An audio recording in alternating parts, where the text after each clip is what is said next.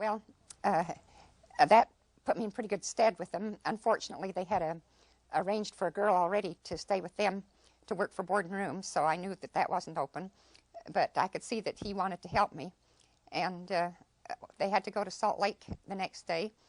They were going up, as a matter of fact, to see the circus. And so he left me there with the younger children. The older children got to go to the circus. So while they were gone, I tried to figure out what I could fix for their dinner when they came home, because I knew they'd be hungry. And I found they had a bread drawer full of dried bread crusts. So I made a bread pudding, and I looked in the refrigerator for other things to fix, and I just used the leftovers that they had and came home. They really enjoyed the meal, and Dr. Cullimore couldn't get over what could be done with dry bread crusts. And he said, anybody that can make that out of dried bread crusts is something. So he determined that he was going to help me to find a good spot so I could go to school. He had a patient that he was taking care of who had a very bad heart, and her husband was a school teacher. They could not afford to hire anyone to help them, but he figured they might be able to let someone stay there with them and work taking care of her, doing the laundry and the ironing and the other things that she was not able to do, and do this for board and room. So that situation was arranged for me. This was with Deb and Ethel Triegeagle. And Triegeagle. Triegeagle? What kind of name's that? Well, that was their name.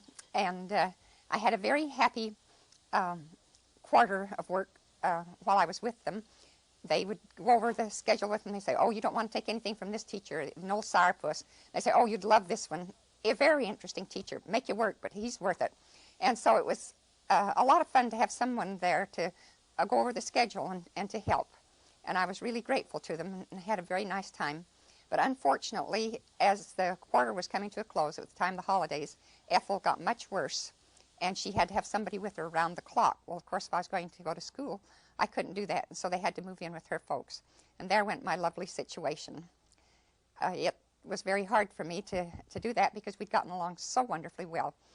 But I figured that I would go in. I knew by this time that the Dean of Women took care of the calls for people that wanted girls to work for board and room.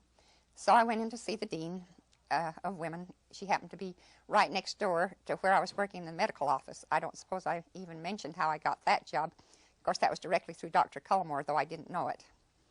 But in any case, she found another place for me, but it was not the happy spot like that I'd had before.